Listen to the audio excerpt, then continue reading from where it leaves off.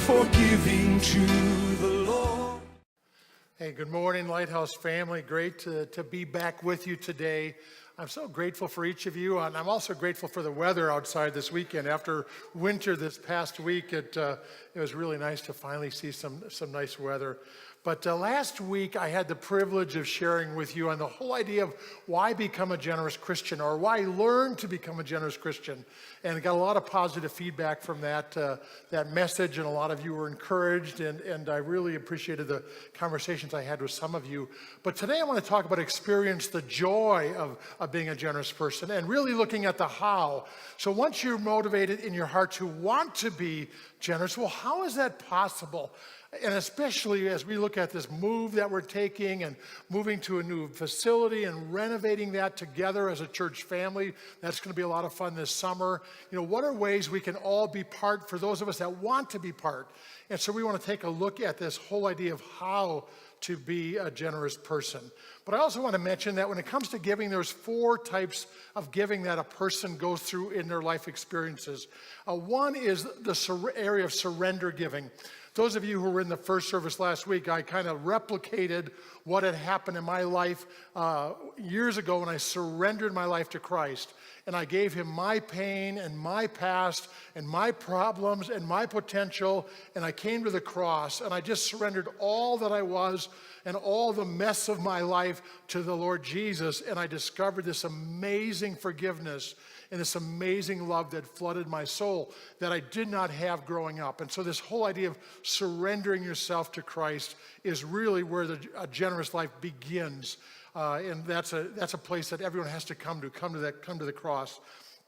Then in your Christian life, there's a place for systematic giving, where you're just very intentionally using your head and going, God, I'm going to honor you with whatever you give me. It's just part of who I am. It's part of my story. It's part of my journey. And God, I'm trusting you as my provider. Then there's spontaneous giving, and this is where we're going to kind of talk about today.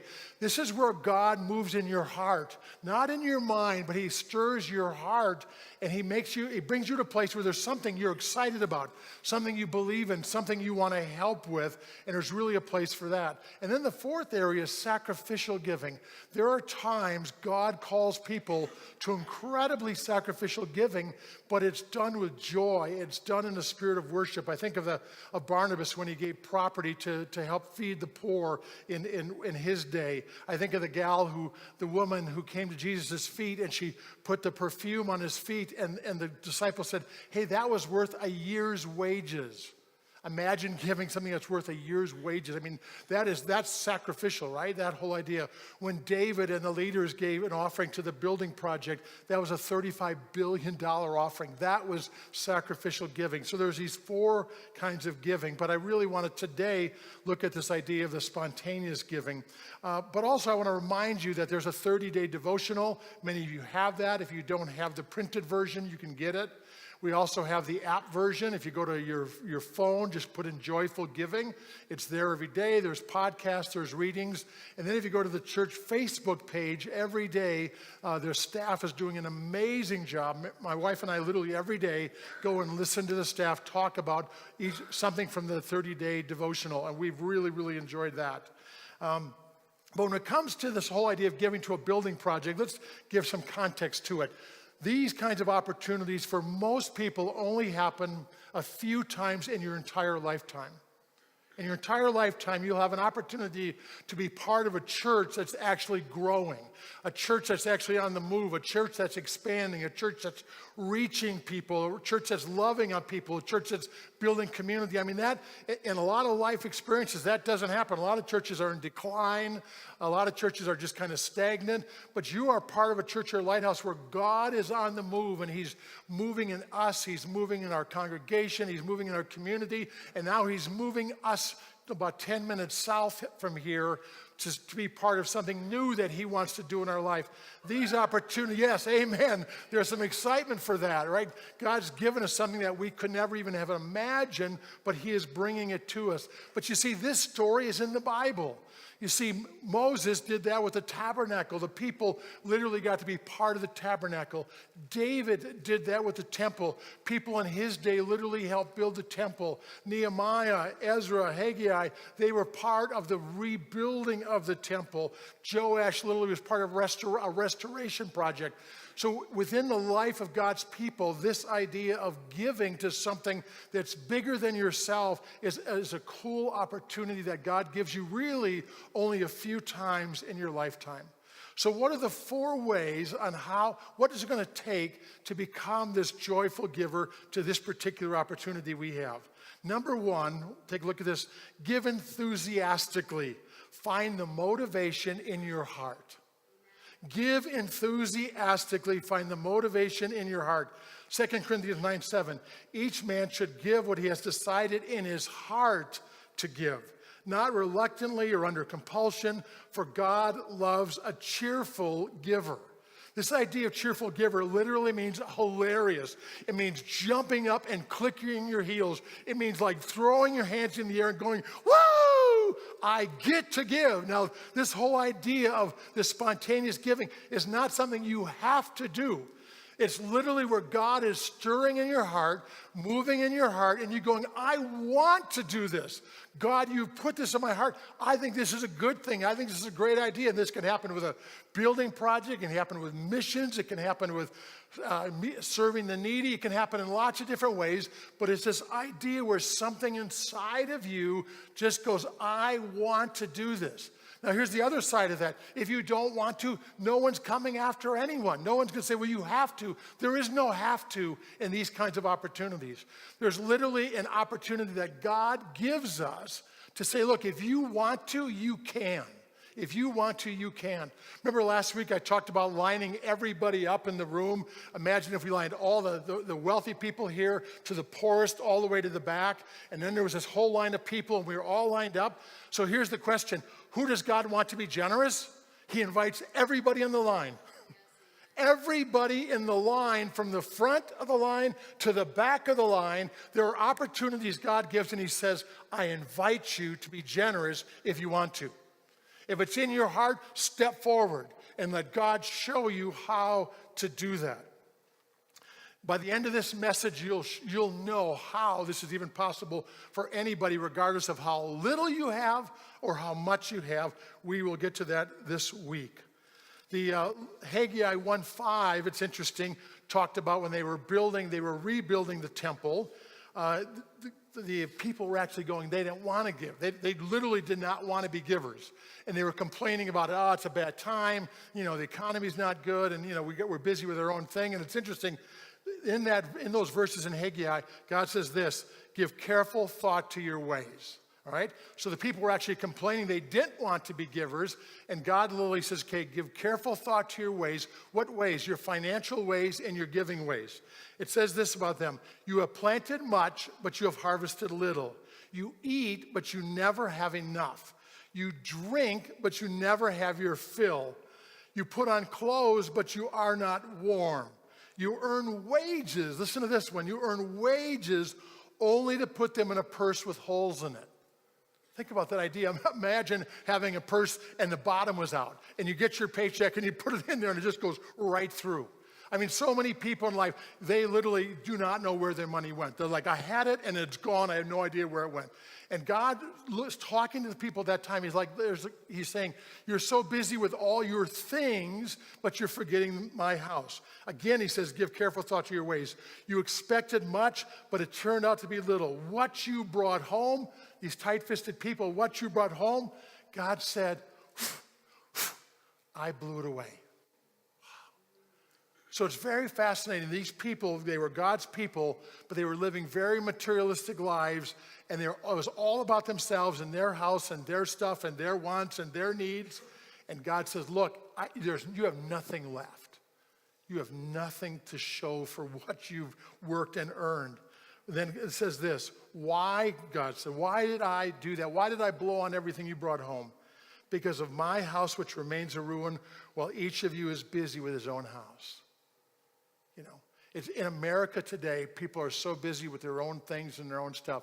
We happen to, for a number of reasons, we had to do a little shopping this weekend, and we were over at See, I was in Lowe's, and we were in Costco, and we were over at American Furniture, and it was just fascinating. I mean, there's just people walking out with thousands of dollars of stuff. I mean, like Costco was massive amount. Like one guy had like a 70-inch TV and a 60-inch TV and stereo equipment. I don't know how much he spent, but he spent a lot of money just pushing out his thing. And it's just fascinating. In America, we will go spend hundreds and thousands of dollars and we'll barely think about it, all right? But if the typical church would say, hey, give a special offering, people are like, oh, no, I have no extra money, right? And yet we'll go easily spend, but we won't spend for the things of God. I heard one time there was a $1 bill and a $100 bill, and they were on their way to the furnace. I don't know if you know this, but in America, when money gets used up, they burn it. They literally burn it. And so there was the $100 bill and the $1 bill, and they were on the way to the furnace, and suddenly started having a little conversation, and the $100 bills, the $1 bill said to the $100 bill, hey, how was life? What was life like for you? And the $100 bill said, oh, it was nice. I said, nice cars, nice homes, nice vacations, nice clothes, nice everything, nice food. Life was good. How about you, little $1 bill? What was life like for you? He said, well, all I would do was go to church, go to church, go to church, go to church. And the $100 bill said, what's a church? I never been in a church. You see, you take a $100 bill to church and they're like, whoa. You take a $100 bill to Costco and they're like, so what? Or Walmart or Lowe's or Home Depot or wherever, And God is saying in Haggai's people are just busy with themselves. And God says, look, no, honor me. Honor me. And so there was this real desire to say, okay, God, take a deep breath and say, Lord, I want to honor you. I want to. I don't have to. I want to. I want to honor you. 2 Chronicles 24:10, they were doing a renovation project, and Joash was in charge of this, and he literally was trying to raise money for the renovations, and so he made a Joash box, and they put a box, and it says this, all the officials and all the people brought their contributions gladly, dropping them into the chest until it was full. They just kept coming. I mean, every week after week, day after day, they just kept coming. It's interesting, in Moses' story in Exodus 35, the people were slaves, but yet they plundered Egypt on the way out the door when they were leaving Egypt. And they had wealth. Even though they had been slaves, they had this wealth. And Moses says, we're going to build a tabernacle. And it says this, all the skilled craftsmen who were doing all the work on the sanctuary left the work and said to Moses, the people are bringing more than enough for doing the work the Lord has commanded us to do. After Moses then gave an order, sending a proclamation through the camp, no man or woman should bring anything else as an offering for the sanctuary, so the people were restrained from bringing any more. That is a cool building campaign, right? So literally the people were bringing and the workers finally said, hey, Moses, we got to stop this. They're bringing too much. My friends, we are a biblical church, all right? I'm an elder here. Josh is a pastor here. If you bring too much, we will make you stop, all right? We will be biblical. We will say, no. We have more than enough. So that's a promise, I guarantee. If you bring too much, we will let you know, all right? But it's the whole idea of be enthusiastic. In your heart, do you want to be a giver? Number 2, give willingly, find the maturity. Give willingly, find the maturity. Exodus 35:21-22. Everyone who is willing and whose heart moved him came and brought an offering to the Lord for the work. All who are willing, men and women alike. Men and women alike. Is God moving in your heart? Is he doing something and you get to this place of want to? I think of a friend of mine, her name is Donna, and there was some kind of a project she wanted to give to, and she was excited about it, but her husband wasn't. He goes, I really don't want to give this particular project that she really was passionate about. And he said, you figure out how you want it. If you're passionate in your heart, you figure out how to give. And so she was thinking about it. What could she do? Well, every day she went to Starbucks. Okay, every day on the way to work, she went to $5. All right, she went up. She got her whatever the description she had. She kind of had her little routine on the way to work. She went to $5, and she would go through the line. And she was like, I really, really want to give to this particular project that she was passionate about. So in her heart, there was a desire to want to. And she was like, how am I going to do that? And she came to the conclusion, I'm going to make coffee at home. And I'm going to give the difference. All right? So think about the numbers, right? So $5 a day, $25 a week, $100 a month, $1,200 a year. She made coffee at home and then gave that. Why? Because she wanted to. It was in her heart. She wanted to do this. You know, it's interesting. If you came in today, you probably got this little thing here, this folder, but in here there's this bookmark. In here there's a place where it talks about ways you can give. It says one time, monthly, all that. One of them is by the end of 2019. This is a box, and here's how this is a faith promise box. I don't know if you've ever heard of a faith promise. A faith promise box is this. You ask God for a number. You don't say, how much do I want to give? You say, God, how much do you want me to give? You ask God for a number. If you're married, do it separately. Do it separately. And for many people, I believe God will give you the same number. It's fascinating. But you literally ask God, say, God, what do you want me to give? Because here's the truth. What God orders, he pays for. And where God guides, he provides. So that box is saying, God, by the end of the year, I feel you want me to give the number. As a young man in my 20s, I was a new Christian. I heard about this concept, and they were talking about it was for missions. And they said, pray for a number. And as a young man, I was in my middle 20s, and the number God gave me was $750. And that felt like a lot of money to me. I mean, like, whoa, way more than I had ever imagined in my head. But it was a number in my heart. Not in my head, it was in my heart. God, okay, $750. All right, so I filled out a card like this in my middle 20s, $750. And that was in addition to my regular giving to my church. So this is just for mission. So giving regularly, but then this faith promise to give $750. So I did that, and by God's amazing grace, by the end of the year, literally, I made a $750 commitment, and there were some miracles that happened along the way. A few years later, I was newly married. I was in my late 20s, and my wife and I were making $15,000 a year. We were working at a Christian camp. We were on missionary support. $15,000 a year was our income. So we wanted to give to a project. We really were excited about it. We wanted to give. So we decided to pray for a week. We said, okay, we're going to pray and ask God for a number. So I start praying. And again, I made $15,000, right? Or we made $15,000. So I'm praying, and I get this number, and it's a stupid number. I'm like, it's $10,000. And I'm like, oh my God. But I'm like, I am not worried about this number because my wife, she will never have that number. I mean, because the whole point of the praying separately is you come together and then you're in agreement. So you get a number from God and then you come up with the number and then you go, okay, God, you put this in our heart, not our heads, in our heart, so we're going to give it. So I'm just kind of praying, okay, Lord, 10,000, sure, 10,000, I'm just praying throughout the week. And like, I get together on Sunday with my wife or Saturday, whatever it was. I said, honey, what's your number? And she said, you go first. I said, no, you go first. Ladies first, right? And I'm just like, this isn't like, she's going to come up with like 500 or 1,000, extra. And she goes, well, my number's 10,000. And I'm like, are you kidding me? She goes, I'm not kidding. And she goes, what's your number? I said, 10,000. She goes, what are we going to do? I said, we're going to pray for another week. God gave you 10,000, he gave me 10,000, but how are we going to do that? And we prayed another week. And came back together. What's your number? 10,000. What's my number? 10,000. Okay, God, we want to do this, and this is the number you put in our heart. And we don't really know how we're going to get there from where we are today, but you're God. And what you order, you pay for, and where you guide, you provide. And okay, and so we took out a piece of paper. We said, well, how can we help God? how can we kind of get there, And we came up with 18 things we could do.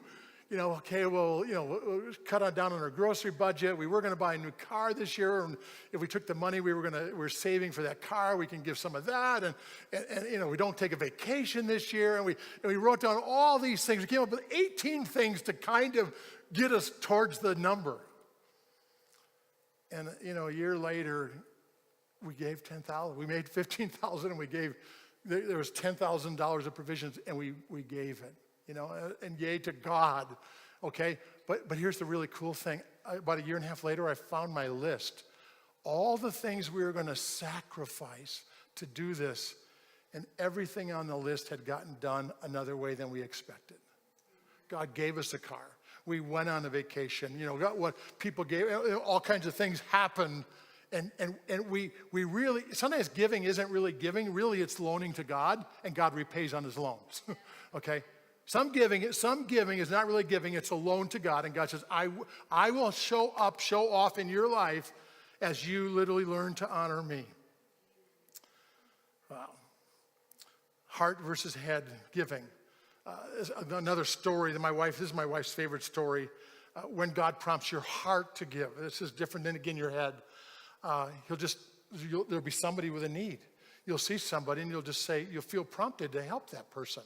Could be on the street, could be somebody whatever. But one time I was with a guy who was from Asia, and I just met him, and we were chatting, and I was getting to know him. I spent about an hour with him, and at the end of the time I said, hey, he was here in the States for like 2-3 weeks. He had airplane tickets to go to different places to meet with people, but he had no money. All he had was airplane tickets, no money at all. I found that out in our hour conversation. And so we're sitting there, and so I said to him, well, why don't I pray for you before we leave each other? So I started to pray for him, and then I felt the Lord speak to my heart. Brian, give him all the money in your wallet. Okay. How much do I have in my wallet? I don't usually carry much cash. I just don't do that, but sometimes I'll have maybe $40. There's other times I'll sometimes have $100 behind a little flap. I call that God money because God may tell me to give $100 to someone, and so I'll just do that. So at the most in my brain, my head is going, okay, this is going to cost me $40 or $140 if I give him everything in my wallet. So I'm like, okay. So I'm done praying, and I said to the fellow, I said, hey, while I was praying, God told me to give you everything in my wallet. Can you open up your hands? And so he put out his hands, and I started going through my wallet. And folks, this day, I don't know how this really happened, but every place I looked, there was money. There was a 50, and there was 100, another 100, another 50, and there were some 20s, and there were some 10s. And so I'm literally putting my money in this guy's hands, and it's piling up bigger and bigger and bigger, and his eyes are getting bigger. But you know what? My eyes are bigger than his eyes, because I'm like, oh my goodness, how much money am I giving this guy? And so finally, my wallet's empty, and the guy said, did you want to give me all this money? And I said, no. No, I didn't. He said, how much is here? I said, I have no idea. He said, well, let's count it. It was $568, okay? How did it get in my wallet and I didn't know about it? How do you get $568 in your wallet and you don't know it's there? I don't know. I don't have an answer to this day how I possibly had or why I had $568. And the guy said, well, should I give some of it back to you? And I said, no. God told me in my heart, give you what's in my wallet. And God knows it was $568. Maybe they're angels, pushing money in there. I don't know how it got in there, but God knows you need $568. So you need to go on your way the next couple of weeks in America with money in your pocket. $568 that God provided. Guess what, folks? That did not cost me $568. What did it cost me? $40 to $140, because I didn't even know I had it in there, okay? So literally, God can prompt your heart to give, and your mind cannot even wrap your mind around it. In my life, God's prompted me to give cars away. And I've been like, God, I don't want to give my car away. And the Lord has shown me who to give it to, and there's been several times God's literally said, give your car. Okay, everything I have is yours, God, and if you want me to give my car away, then I'll give it away, and then you'll have to show me what to do about a vehicle and transportation. But it's that idea that God can speak to your heart. God can speak to your heart. 1 Chronicles 29, 3 and 5 to 9. In my devotion to the temple of my God, I now give my personal treasures.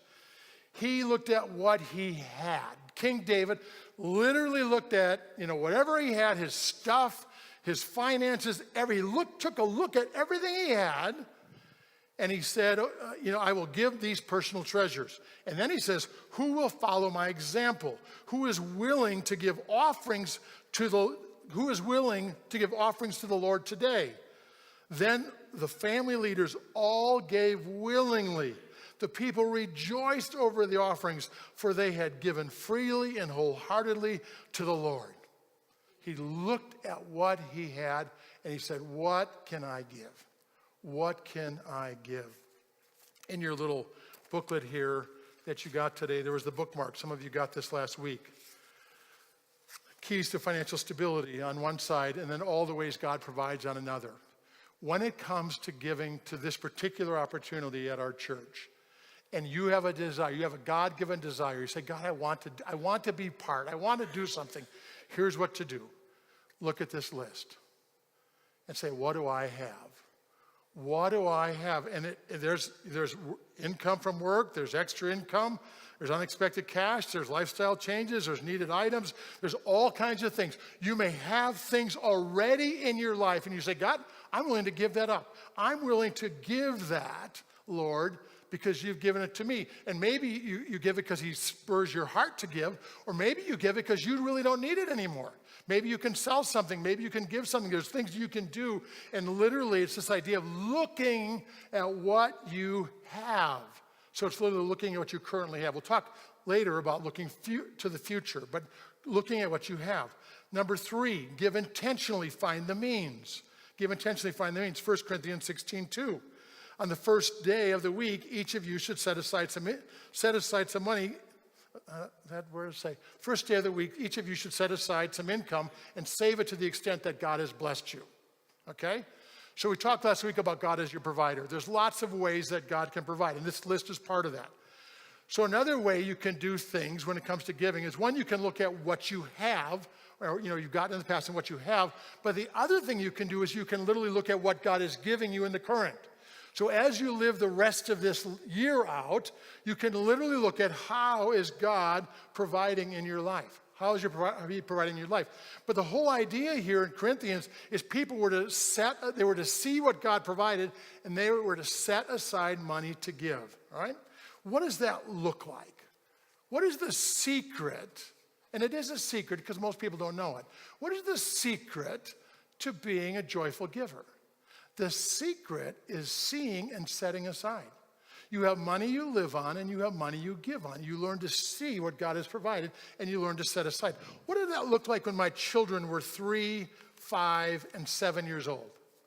What does a 3, 5, and 7-year-old get? They get birthday money. They get Christmas money. They might get a little bit of an allowance. They might get a little project money. So here's my kids at 3, 5, and 7. Here's my daughter, Bethany. There's 3 envelopes they were given when they were little children. They had God's envelope. And so she drew on here a cross and a church and the Bible. So we had her giving envelope. Then we had the bank. She had a picture of a bank and her standing outside the bank, all right? And then we have a picture of the store. So it was giving, it was saving, and it was spending, all right? So literally when my kids got any money for any reason, we literally took them into the bedroom. We brought out their envelopes. So this is my son Josh's envelope, and this is Jeremy's, who's 3 years old, all right? And we'd say, okay, and we even had like some notes on what the money was from, and we wrote it down. How did God provide for a 3-year-old, a 5-year-old, and a 7-year-old? And they would literally put money in God's envelope first, then money in savings, then money in spending. Wow. Isn't that cool? What plan do you have? When God provides for you, what's your plan? You got to have a plan. And if you have a plan, if you make a plan, and you can make it this week. If you don't have a plan, you can make a plan, and you can say, God, when you provide all these different ways, I want to honor you. I want to thank you. I want to praise you for what you've done for me, and I want to give to you. And so what happened is when there was a church thing or a missionary thing or whatever, my kids would literally go into their envelope and go, oh, I got God money. And out of their God money, they would do it. What does it look like for Mary Ellen and I? We're big kids, right? What does it look like? So for us, we kind of use that bookmark idea. What are the ways God provides for us? We send ourselves an email.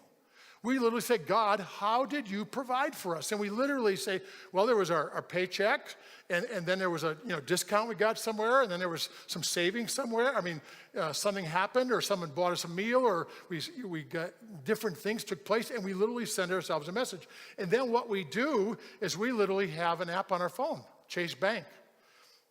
And so in our case, we open up our Chase Bank, and if we can count up, let's say, $1,000 of financial blessings that God gave beyond, there's our paycheck, but beyond our paycheck, if there was $1,000 in blessings, we'll literally, in our case, give at least a tenth of that, and we have a giving account. We have checking accounts, savings account, and a giving account.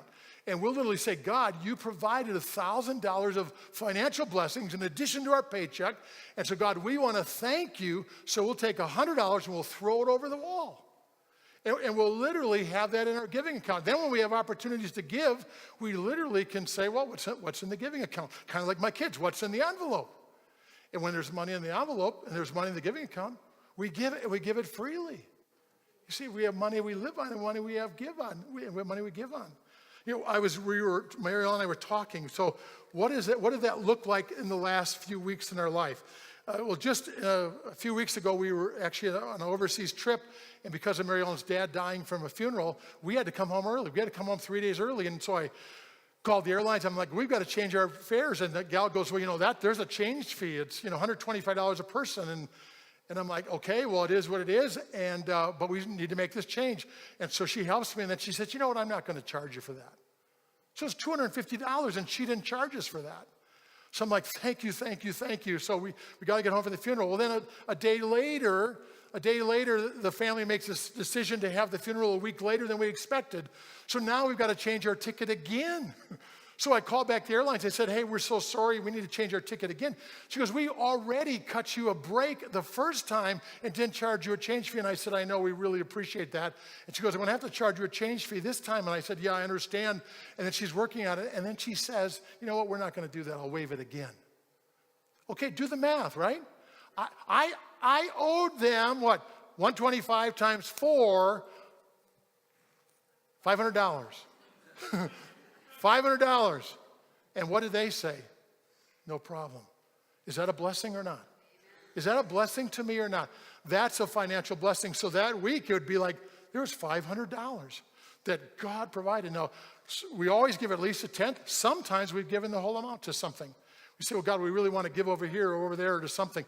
And so anywhere from 10% to the whole amount, we'll just give it. A few weeks ago, we had new windows put in our house. And 1 year, we've been saving for it. And 1 year we did the front of the house. And this last year we did the side of the house.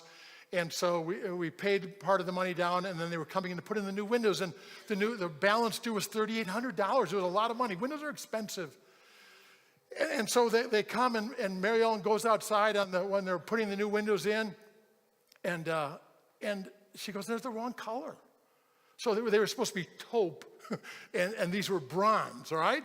And so I called the company. I said, hey, you guys, you gave us the wrong color window and the wrong color patio door. And they're like, hey, we are so sorry. Well, we'll put them in, and then we'll build you brand new ones, and then we'll come back, and we'll take out the old ones, the ones we just put in, and we'll put in the new ones. And I'm like, wow, that's going to be really expensive. And they're like, yeah. So what are you going to do with the windows that were the wrong color? We're going to just break them up, throw them away, because they're all custom. I said, well, how about giving me a deal? And they said, well, what do you mean a deal? I said, I don't know. I said, I owe you $3,800. What are you going to pay me to keep the windows?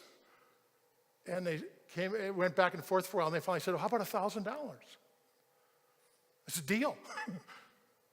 $1,000. I took off $2,800. The windows work fine. No one can tell the difference from the outside. One's on one side, one's on the other side. And by God's grace, it's $2,800. This last week, we took off the patio cover on our patio furniture, and we discovered that all the patio furniture got wrecked over the winter. I've had it for 2 years. It had a 1-year warranty. Something was wrong with the finish. And I called American Furniture, and they came out. They sent somebody, and they said, we will give you a gift card for the whole amount, even though it's past the warranty. That's God's grace, right? That's God's provision. So we went to look for new furniture yesterday, found some possibilities, and we're going to get a few things, but we're going to have probably a $1,000 gift card left over. Guess where it's going to go? Hey, Josh, you need any furniture for the new place, right? Can church use a $1,000 gift card at American Furniture? Absolutely. Is it something I have in my possession? Absolutely. Do I want to give it? Absolutely. Do I have to give it? No. I want to give it. And so you literally learn to look at what you have. And this whole idea of this giving account, it just changes everything. Next verse here, Exodus 35:5. From what you have, take an offering for the Lord. From what you have. I was part of a church years ago that we bought a racquetball club. I'm into buying sports facilities and making them into churches. Racquetball clubs, soccer facilities. So I was a leader at that church too. And we bought a racquetball court and we made it into a facility. And we were talking about people, give from what you have. And one gal came up, she said, I really, really want to give, but I make like $10 an hour. I just have like no extra money. I said, well, what do you have? She goes, I don't know. I said, just pray about what you have. And she came back and a week or two later, and she said, hey, I've got this really ugly necklace. And it was from my rich aunt, and I think it's worth something, but I would never, ever wear it. And I said, well, go find out what it's worth. Go find out what a jeweler will give you. And she came back and she said, Brian, it's worth $2,500. And I said, what do you want to do? She goes, I want to sell it and I want to give all of it to this project. Isn't that cool? She had something of value that wasn't of value to her per se. And she took what she had and she decided that she wanted to give to that project. What do you have? I was looking at my house the other day. I was looking, okay, what do I have? We had a Jeep last year. We ended up selling it, and I have 5 Jeep tires and rims. I'm like, I've got Jeep tires and rims. Guess what? I can sell that and give it to the building project. I've got an infrared medical light we're not really using. I could sell that and give it to the building project. We've got some other things in my life. I got some office equipment I don't really need anymore. We can sell that and give it to the building project. Do you see the idea where if you have a want to inside of you, that literally you can just go do things. But it's also the time, talent, and treasure. When we go do the building over there, we need to work on it together. We're asking people to give 3 days of service, 5 hours, at least 5 hours, 3 times to just help. Help what? I don't know, help whatever. Help paint, help clean, help do whatever it takes to make that building into our church home. Taking your time, your talents, and literally together working side by side doing it. Again, with a faith promise, be on the lookout what you have, but also what you'll receive. Isaiah 45:3, I will give you treasures of darkness, riches stored in secret places, so that you may know that I am the Lord, the God of Israel, who summons you by name. So you have what you have, but what you also could give from is what God may provide for you coming up in this coming year, all right? So you have to be on the lookout. You have to be on the lookout for what God might do in your life. God says, I will give you the treasures of darkness, riches stored in secret places, so that you will know that I am the Lord, the God of Israel, who summons you by name. God may want to bless you this year in some financial way so that you might become a blessing. Most people, when they get increased income, they think their income is to increase their standard of living. God may be giving you something to increase your standard of giving. All right? Sometimes provisions of God are for that purpose. There's more there, more than you need, because God wants to do something in your life and through your life. I shared this years ago at my church. The church as part of where we bought the racquetball club. I was 35 at the time. I was one of the oldest people in the church. We had no wealthy people. We had no white-collar people. We only had blue-collar people and no-collar people, T-shirt people. That's all we had in our church, all right? So we were going to be buying this building and everything, and I told people about this verse, treasures of darkness, riches stored in secret places, and said, be on the lookout. We had 90 days to come up with the money to buy the building.